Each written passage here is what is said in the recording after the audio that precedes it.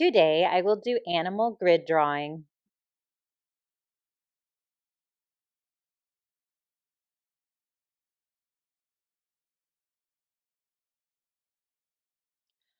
I am beginning with a really strong contrast reference photo, and I have added a grid on it on Google Slides.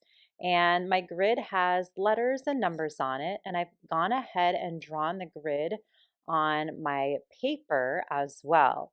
Now, my grid is 10 across and 8 down, and I am working with 1.5-inch squares, but you can adjust this to the size paper that you desire. I'm going to go ahead and lightly sketch in the letters and numbers on my paper as well so that they match.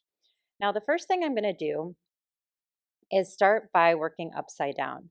And I want to just kind of sketch in what is in each of the squares. I don't want to go in every single detail, but I do want to make sure that I get kind of the main areas of contrast. So like where there's a big change from dark to light.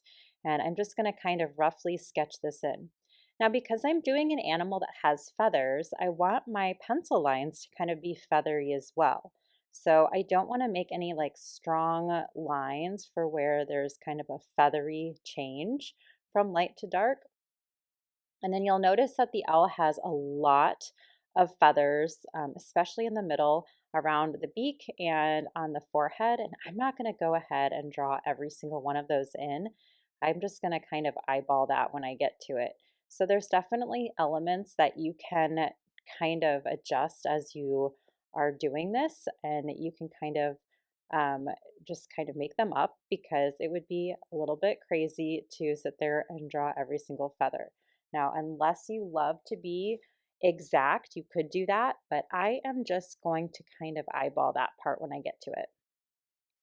So I'm going through kind of square by square, trying to kind of get the general outline of the shapes, and especially where there's like a big change in one area to another. And I'm just lightly sketching in with my pencil each of these sections. Again, really trying to focus on keeping everything feathery.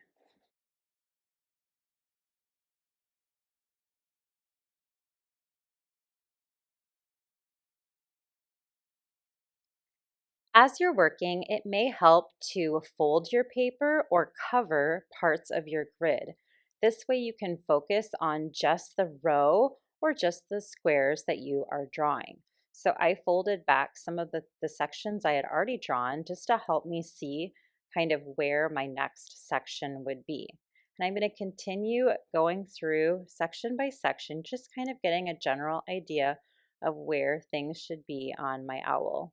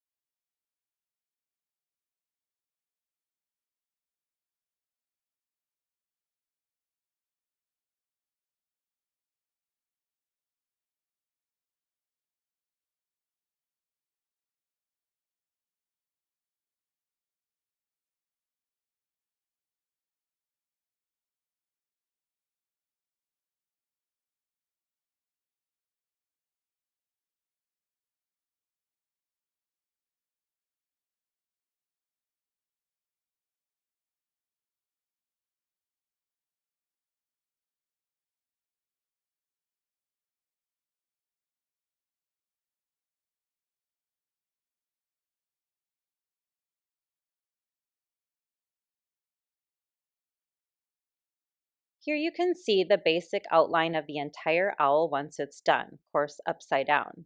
Now I'm going to lighten my grid lines by going with an eraser and erasing my grid as much as I can. It might still show up in a couple places, and it's okay if those places are dark, but I'm going to be adding white to this owl and I don't want the grid showing in my white parts. So I'm actually going to just keep this eraser handy so that if I need to erase as I'm working on this, I can. I'm starting off with a white charcoal pencil, and I want to do the whites first because the whites don't always cover the darks that well. And so I'm just going to start off with my brightest bright whites of my value scale. And the first thing that kind of drew my eye were these feathers, these really little wispy feathers around my beak. So I'm going to go ahead and fill in some of my larger white areas, my brightest whites first on my entire drawing of my owl.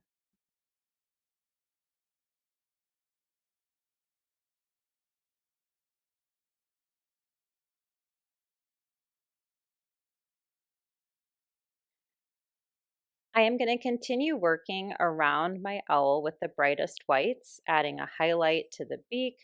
I will be adding more feather details, anything that's standing out as white until I get the entire picture white done.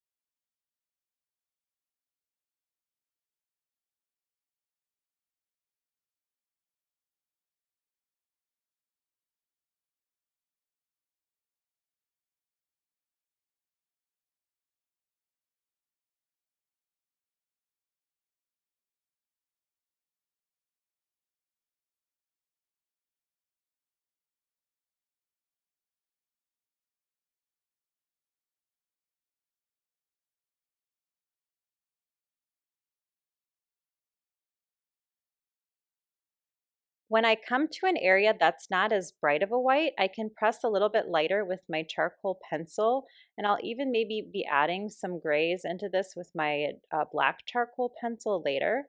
So there are definitely areas that are a little bit less bright, and I just won't push as hard. I'm also paying attention to the textures. So on smoother textures, I can use smoother lines. On feathery textures, I want to make sure that I have feathery lines. All right, now it's time to switch to my charcoal pencil. So for the charcoal part, I'm going to start off with the lightest lights. I'm barely pressing at all with my charcoal pencil, and then I'm using a blending stick to kind of soften the look even a little bit more. So I want this to be just a very light, as I am doing this. It should be darker than the white, of course, but it should still be pretty light. So I'm barely pressing down. I'm paying very close attention to the direction of the feathers as I am working on this section of my owl.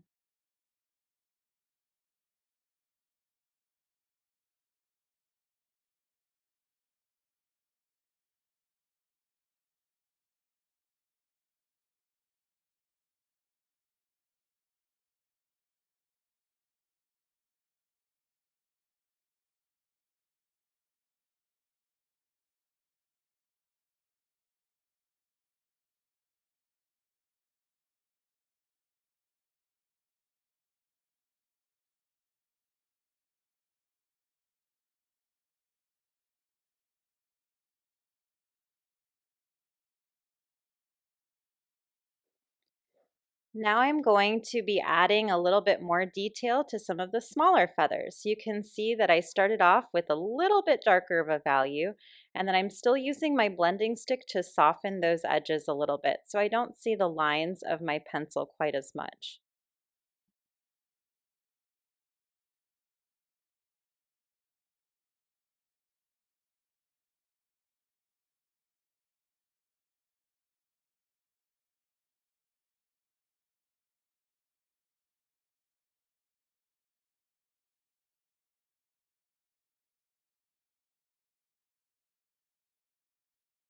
Here you can see my lightest values have now been added to my owl.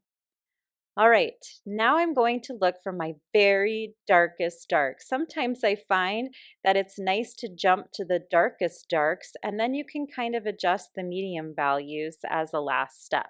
So I like to get my lightest values in and then jump to my darkest darks and then fill in with the mediums. So I kind of know how light or dark the mediums need to be.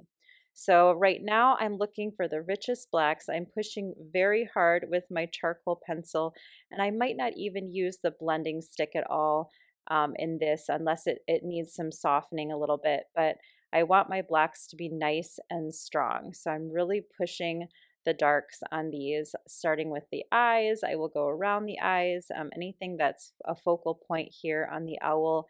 I like to have my strongest contrast on my focal point, which of course in this situation would be the eyes and the beak of the owl.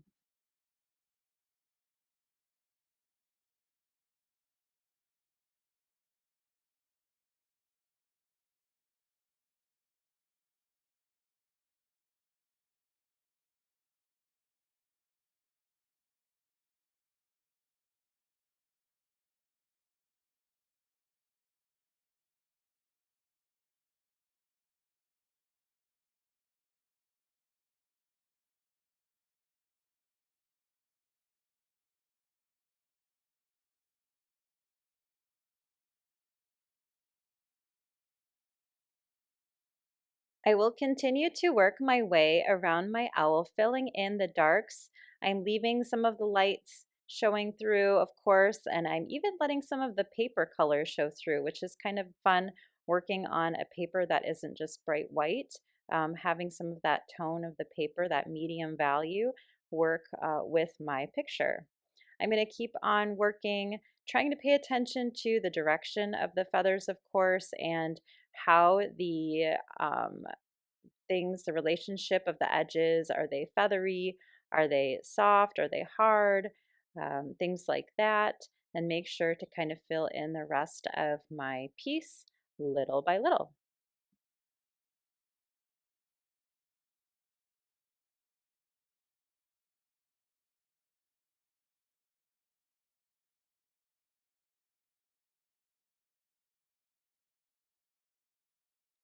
At this point, I am looking at my owl right side up, and I'm really trying to bring my eyes back and forth between my reference photo and my drawing to see anything that needs to be darkened, lightened, adjusted to make it more similar to the reference photo and to make it a stronger picture. So there's just a little adjustments I am making as the final drawing and am completely finished with my owl. Thanks so much for watching. I hope you enjoyed this and happy grid drawing.